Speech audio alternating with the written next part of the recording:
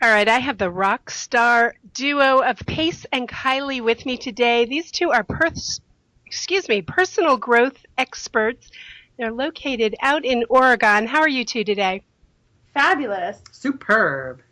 You guys recently made the move from like Texas or somewhere, wasn't it? Somewhere Well, we, hot? we took a very roundabout way. From Texas, we lived in an RV for 6 months and traveled around the southern half of the country, and then finally ended up in Portland, Oregon. How cool is that? Oh, it's fabulous. We love it here.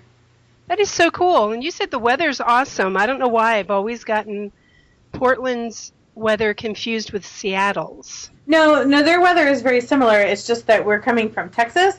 It's like land of eternal summer, and I hate the summer. Yep. So now we're living here where it's, what is today? June 19th. June 19th.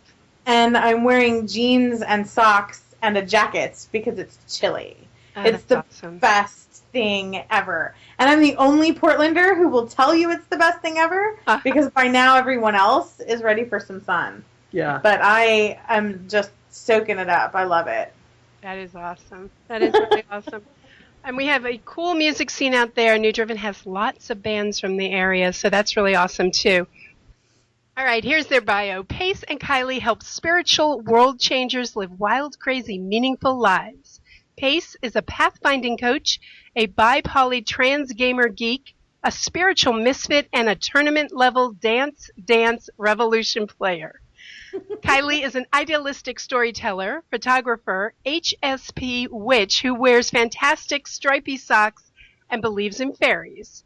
They are life partners and business partners, and they live in Portland, Oregon. You can find them at paceandkylie.com. That's P-A-C-E, Pace, and Kylie, Kyeli.com.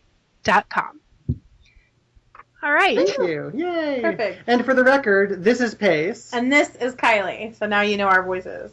Hey, I like stripy socks. Yeah, now I live in Sock Dreams headquarters, which is dangerous for my wallet. Oh, I saw your post on that. That looked awesome. Yeah, they're amazing. Sock Dreams is the greatest store. And one of the things that's so cool about them is they don't just sell socks. They are amazing in terms of helping people feel awesome about themselves and their bodies. Yeah, they sell body love. Or they don't sell, but they encourage body love. Yeah. They That teach is body awesome. That is awesome. love. We need a lot more of that in this world. All right, so you guys we're gonna have a talk specifically aimed at artists and people in the artsy community, but really all our listeners will benefit from this. We're going to first discuss the creative process and how, bands especially, they are just doing everything in today's world. They've got to be their manager, they've got to be showmen, they've got to write songs, they've got to record songs, they've got to network with the public, they've got to sell themselves. They're burning out. So we're going to give them a little bit of a boost. First thing that we're going to talk about is how to have a sustainable creative practice that doesn't suck. Right on. All right, so you have the floor. Yeah, so let's dive right into that. So when you are a creative genius, and we all like to think of ourselves as creative geniuses, you need to find a way to make your creative practice sustainable because just like you were saying, Sherry, if you don't, you will burn out. Even if you're doing something that you love, if you are doing it 17 hours a day and you're not eating and not sleeping, then within a couple of days, you're just going to burn out. And if you're doing it in a way that doesn't nourish you, then even if you love what you're doing, you're still going to burn out. So you've got to find ways to make it sustainable. And when we say sustainable, we mean something that you can do every day or most days for the long haul. So if you're making music, then something that you could do most days for the rest of your life. And, painting and photography, all those things, they all fall into that. And an example of something that might lead to burnout would be if you're constantly practicing and playing cover songs that bring in the audience and the money, but never giving yourself time to work on your own stuff, Yes. you'll burn out. Yes. You've got, good even if example. it's just a little bit of time to compose and record your own songs that you're really passionate about, that's the fuel that's going to keep you going. Absolutely. That is a really good point, because a lot of musicians find that in order to be full-time in music, they actually have to be predominantly a cover singer, and then they put their unique band, the band where they play their own original music, on the side. They do that around the money-making thing. And I think that does tend to cause burnout when you're a creative and you really want to get your stuff out there. That can be very frustrating over the long haul.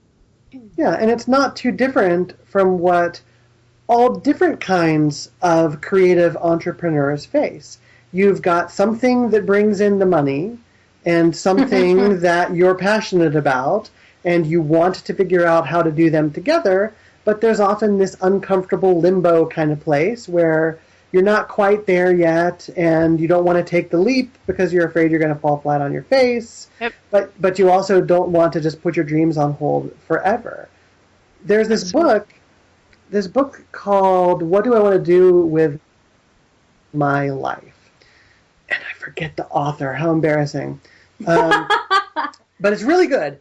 And the author did a survey of a whole bunch of different people from all walks of life and figured out what their dreams were and what they ended up doing. And what he found was that there was one thing that a lot of people said, which was, as soon as fill in the blank, I'll do what I really love. And then he checked back in like 10 or 20 years later, zero of those people had actually started working on what they really love. And so if that's what you're telling yourself, listener, you might want to think again, because the odds are against you. Yes, big time.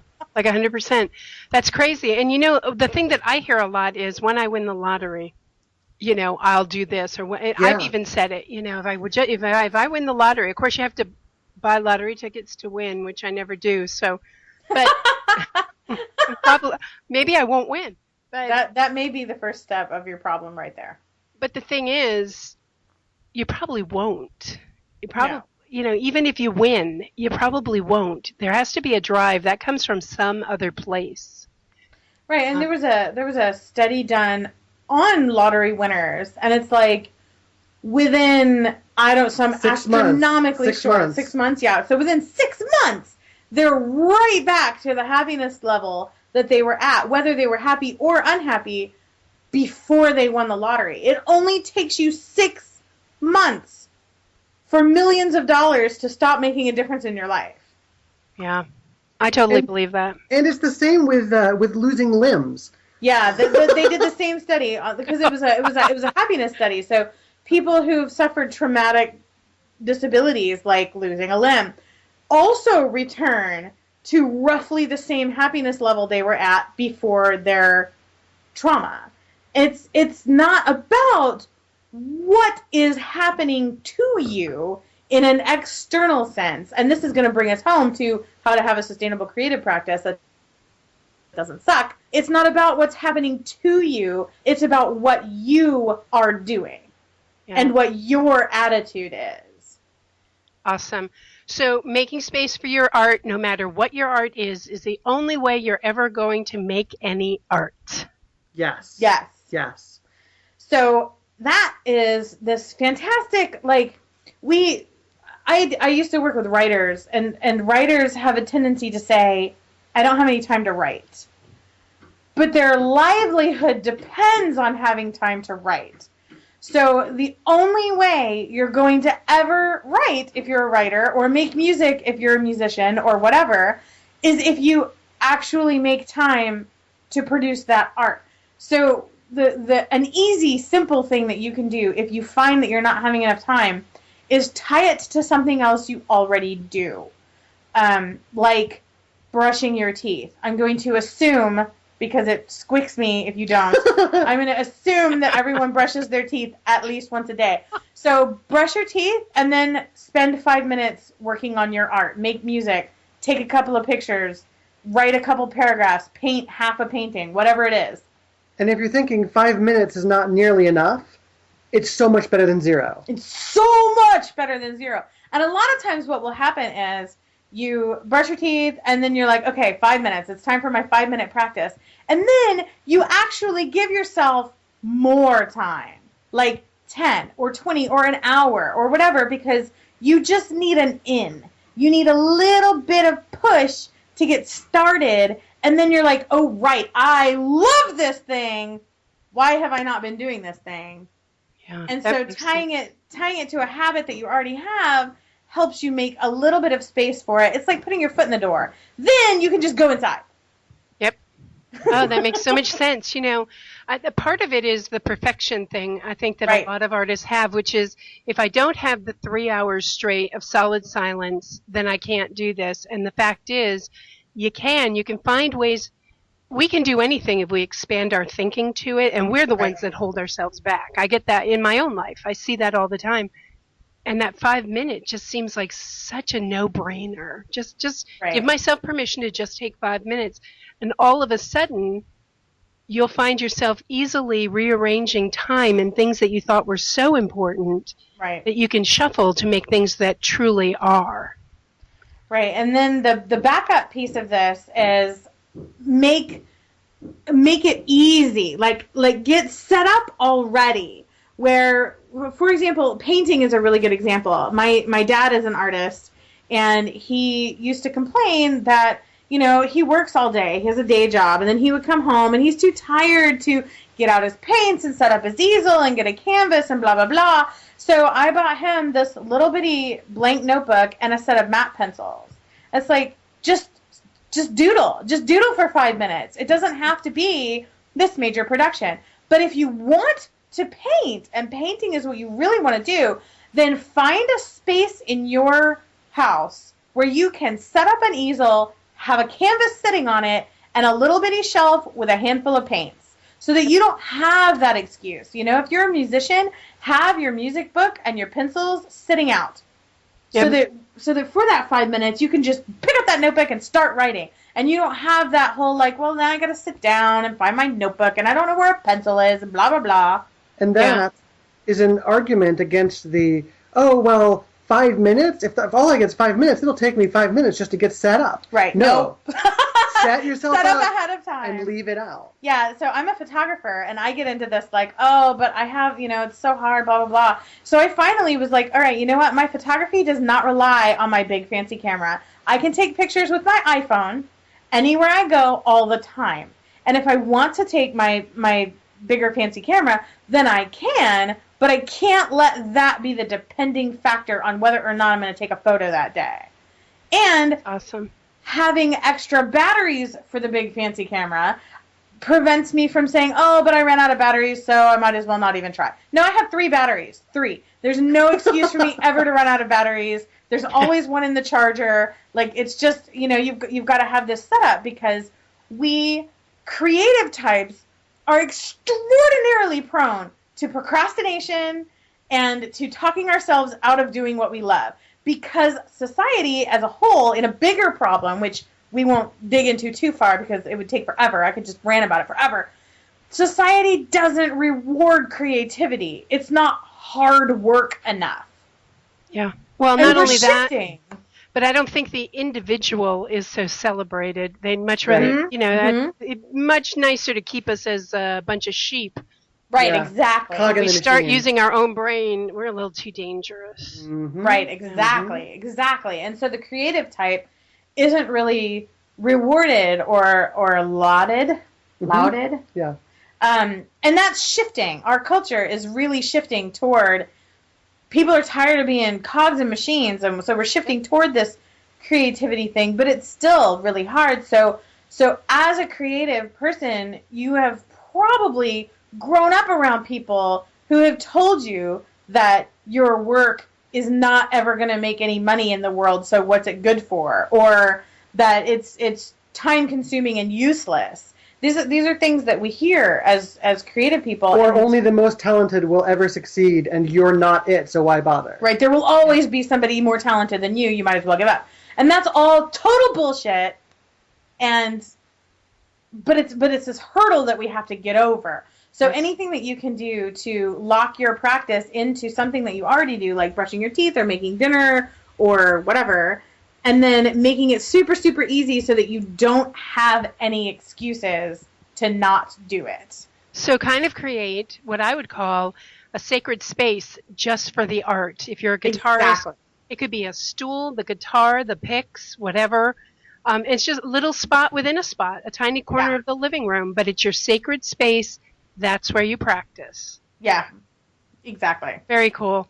So Sherry, I know you're the interviewer, but I have a question I really want to ask Kylie. May I? Absolutely. Okay. So you were talking about using your iPhone instead of your big fancy camera to take photographs. Yeah. I want to know how you got over your perfectionism about your camera, because I know it was hard for you. I know you struggled with it. I saw you struggling with it. I did. So I had an additional hurdle too. I have really severe arthritis in my hands and shoulders, so I can't even hold a great big fancy camera. So my big fancy camera is not even on the same level. So I had this whole thing where, like, I'm not a good enough photographer because I can't have a DSLR because it's too big, blah, blah, blah. I kind of overcame it by desperation, really. Just like, there are days when I can't even hold my moderately sized big fancy camera because my hands are hurting, but I need to create and I need to take pictures with this fiery, burning passion. And so I just gave myself permission, and I just said, you know what, this is it. If I'm going to nurture my photography, then I have to make space for it to be whatever it is. And however it comes out, and there may be a day when the only picture I take is of my feet, and that's okay, because at least I took a picture. I made space for it. I made some time for it. And the other really key piece, really key, was asking my friends for validation. I have a lot of photographer friends, and many of them have, like, top of the line, fanciest camera ever, and, like, fancy tripod setups and etc. And I'm like, seriously, can I even call myself a photographer if I just use my iPhone? And my super uber professional photographer friends said, yes, absolutely, of course you can. And I have photographer friends who are photographers and consider themselves photographers and don't even have anything but their iPhones. Which is very cool. And I love what you said, which is give yourself permission. Yeah. Oh, that is a No thing one that else holds. is going to give it to you. Every human being is held back by that. Yeah. Give yourself permission. Give yourself permission to suck. Also, just, you know what? Like, this piece of music is total shit. Well, at least you made a piece of music today. It doesn't have to be perfect. Don't let perfectionism be the enemy of the good. Yes. Can I tell a story about pottery? Yes, please. This is one of my favorite stories.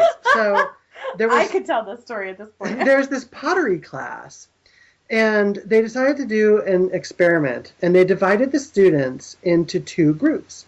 And group one was graded on the quality of their pottery, like you'd expect in a normal class. If you make a good final project, then you will get a good grade. And group two was graded on the sheer amount of clay they fired. Like how many pounds of clay they could turn into something vaguely resembling a pot. Just how much clay you put in the kiln.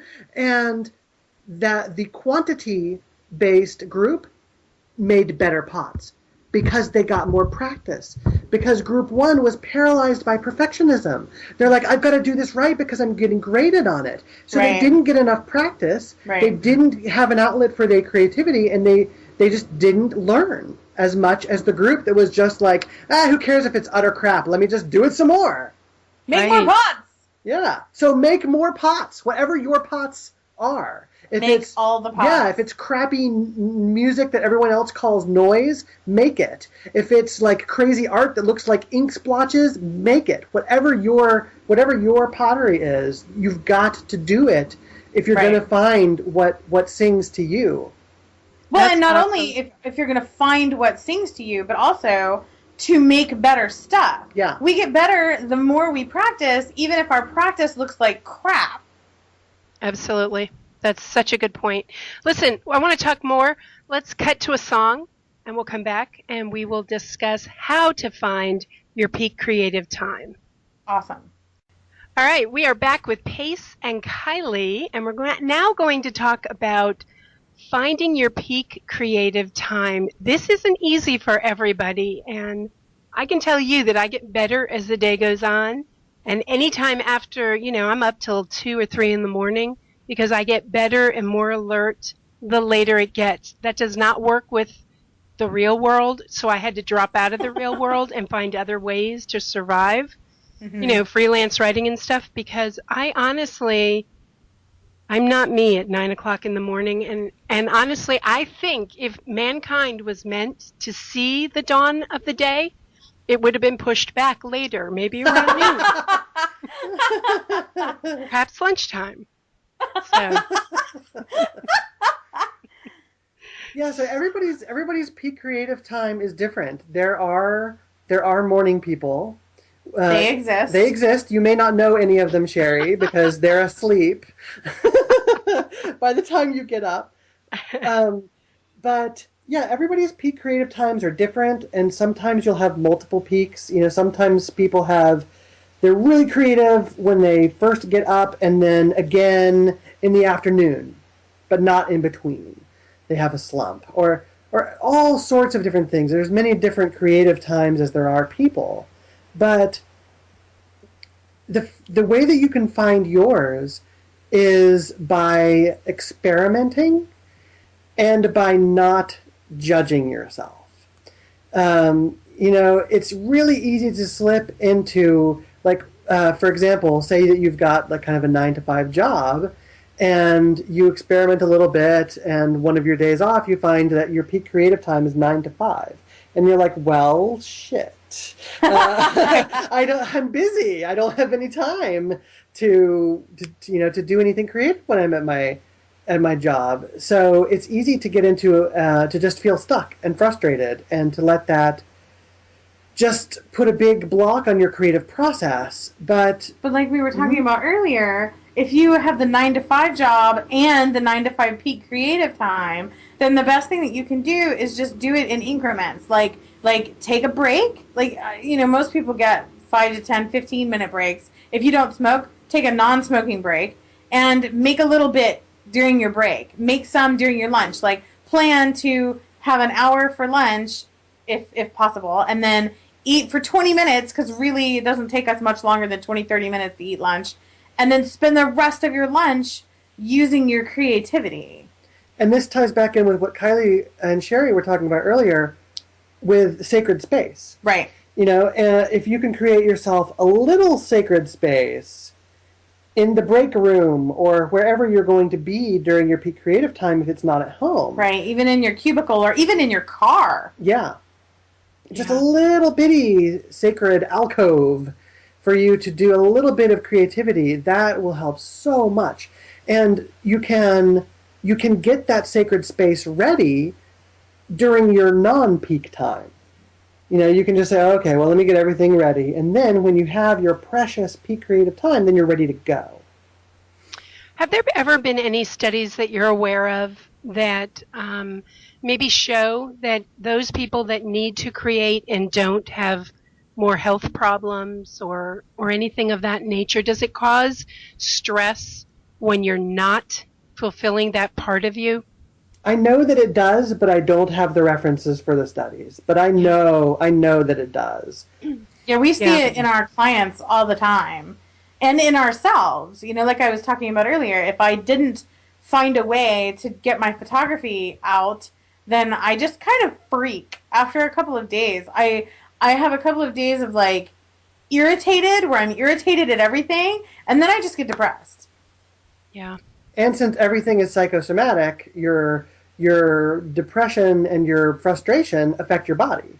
Yeah. And you end up, I know you, Kylie, end up hurting more and your joints ache. Right, and I don't sleep as well. You get more vulnerable to being sick. Yes. Yeah. Yes. So basically what we're saying is, Create or die.